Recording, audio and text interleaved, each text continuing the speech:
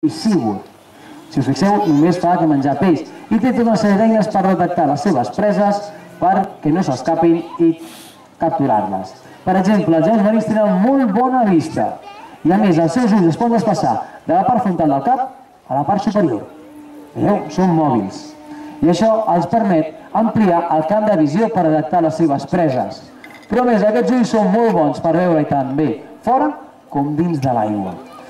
Si nosaltres volguéssim fer una prova per veure la visió quina visió tenen els lleons marins, podríem llançar un objecte a la piscina. Si llançéssim un objecte a la piscina, nosaltres no el podríem veure, necessitaríem unes ulleres de bussejar. En canvi, si ens demanem a elles, simplement farien això i podrien veure el que hi ha al fons de la piscina sense cap mena de problema.